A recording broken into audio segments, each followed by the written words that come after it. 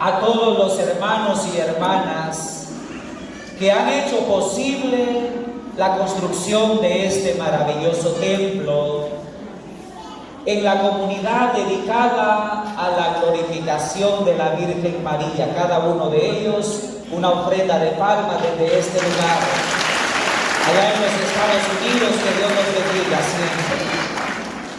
A los hermanos dirigentes de esta comunidad, a cada uno de ellos por nombre, de manera especial al hermano Gaspar Vargas, al hermano Mario y también al otro hermano Mario, que se han esforzado en la coordinación de esta obra que es para la gloria de Dios. Para ellos un especial saludo y una felicitación. A las hermanas y hermanos que están en las diferentes comisiones, para que podamos tener una actividad llena de atención a la palabra de Dios, a los del Ministerio de Cocina, a los que están trabajando con los niños ahí en el segundo nivel. Muchas gracias por ese trabajo generoso para mantener despierto el espíritu de servicio. Una ofrenda de palmas también a ellos. Hermanos, hemos comenzado con el tiempo de Adviento en este domingo. Coincidimos con la inauguración de este templo, como decíamos, puesto bajo el cuidado de la Madre de Dios. Y es muy importante el reconocimiento que los hermanos quieren hacer con ponerlo bajo el patrocinio de la Virgen María, realidad el misterio de la encarnación de la palabra. Nosotros hemos aprendido, hemos oído que la palabra se hizo carne y habitó entre nosotros. ¿Cuántos dicen amén? Amén. El Evangelio de San Juan en el capítulo 1. En el principio era el Verbo, y el Verbo se hizo carne y habitó entre nosotros. Y lo hizo asumiendo la naturaleza de nosotros, los humanos, porque solamente acercándose a nuestra realidad llena de dificultades, de problemas y de tristezas, es como podía ofrecérsenos a nosotros como propuesta de salvación. Y eso es lo que celebramos al comienzo del Adviento.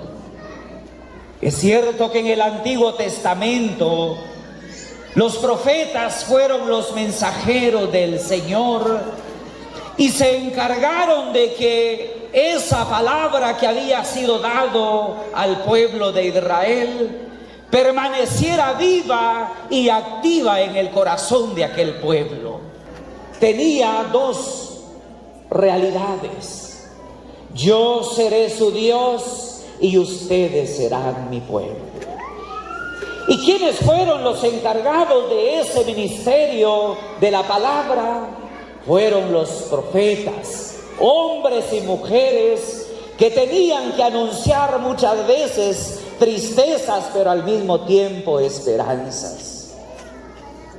Cuando Dios quiso acercarse de una forma diferente para que lo entendiéramos y pudiéramos presenciar su rostro, lo hizo en la persona de Jesús.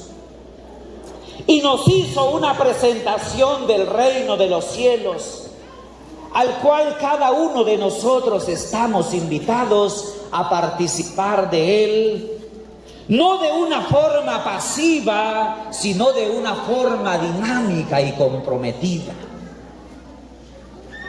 La participación de la Iglesia en la construcción del reino de Dios entre nosotros tiene que hacerse de acuerdo al carisma, de acuerdo al don, de acuerdo al talento, de acuerdo a la vocación para la que Dios nos ha elegido. Vamos a construir un reino de Dios donde haya respeto entre nosotros, donde haya humanidad entre nosotros, de tal manera que reconozcamos, que encontremos, que descubramos el rostro del mismo Dios en cada uno de nuestros hermanos. El trabajo de la vida de nuestras comunidades ha dado pasos lentos, porque ciertamente hemos y seguimos caminando despacio. Pero es que también en las cosas del Señor tenemos que llevar un ritmo que vaya dejando huella. No solo nos interesemos en nosotros, porque si no, no estamos haciendo nada. Tenemos que pensar en los que vienen después de nosotros. ¿Qué es el reino de Dios presentado por Jesús? Es una realidad en donde descubro mi responsabilidad como hijo de Dios y la filiación de hermano con los demás que están a mi lado. Esas son realidades del reino de Dios que no podemos nosotros dejar como abandonadas, que no podemos hacernos los desentendidos, porque si desentendemos que en el otro está el rostro de Dios, entonces no vamos a creer, no vamos a crecer como su pueblo. No vamos a crecer como comunidades y no vamos a crecer a nivel personal en nuestra responsabilidad de darle una respuesta positiva al Señor cada día de nuestra vida. Queridos hermanos, la palabra se hizo carne en Jesús. Pero esa misma palabra tiene que seguirse manifestando como una realidad viva entre nosotros. ¿Y de qué manera? ¿Y cómo tiene que hacerse realidad esa palabra en nosotros? No podemos quedarnos contentos con habernos aprendido unos textos de las Sagradas Escrituras y predicarlos cada vez que hay oportunidad de hacerlo. Así lo hacían los maestros de la ley en la sinagoga. Así lo hacían los escribas y los fariseos de los tiempos de Jesús, a los que el Señor les dijo: sepulcros blanqueados por fuera y negros por dentro. Para que no se repita esa misma situación que no es bien vista por el Señor, tenemos que propiciar que la palabra se encarne en nosotros. ¿Para qué? Para producir frutos, porque no podemos quedarnos con una palabra muerta esperando el retorno glorioso del Señor. Porque aquella palabra que no produzca frutos es aquella palabra que va a escuchar la siguiente voz del Señor en el último día: apártense de mí, porque no les conozco. Entonces es tiempo de podernos hacer una reflexión personal de cara a lo que el Señor nos regala y nos ofrece cada día. Si Dios es mi papá, ¿qué tipo de hijo soy yo? Si Dios es mi papá, ¿cuál es la respuesta que debo de ofrecerle a Él como hijo, como hija?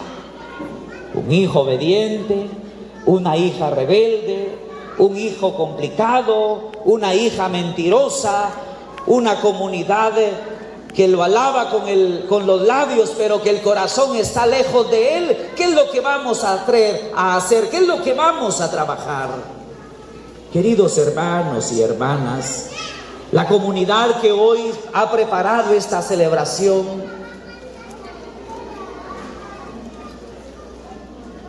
y los demás hermanos de la renovación en el Espíritu Santo,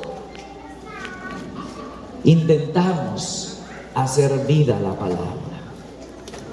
Intentamos procurar que la palabra se encarne en nosotros como una necesidad existencial. El camino que hemos andado en estos 30 y tantos años ha sido un camino de mucho sufrimiento, de mucha tribulación, de persecución, de rechazo, de marginación, de críticas, de calumnias.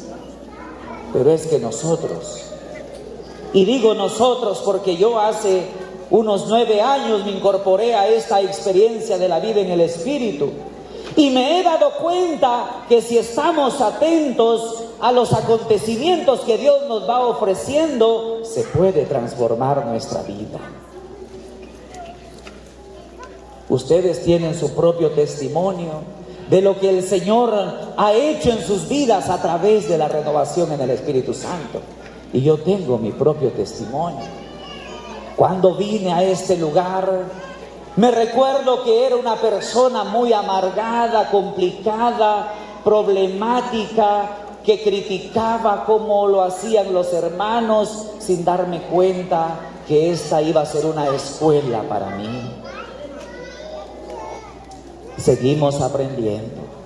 Y ustedes, hermanos, hermano Gaspar y los miembros de esta comunidad, han tenido que pasar la cruz de la persecución. Y una de las persecuciones que nos han hecho es: pobres los hermanos, no tienen cabeza, no tienen pies, no tienen cimiento.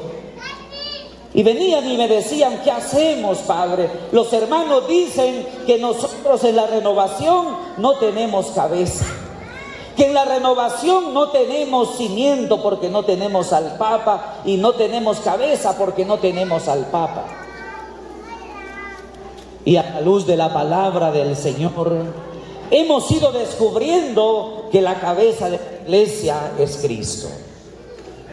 Y a la luz de la palabra de Dios hemos ido descubriendo que el cimiento de la iglesia es Cristo. A eso se le llama renovación. Porque no podemos tener otro fundamento y otra cabeza, dice San Pablo, que no sea el mismo Cristo. Y eso lo hemos aprendido en la renovación. Queridos hermanos, ha sido tremendo todo este caminar. Pero podemos decir: hasta aquí nos ha ayudado el Señor.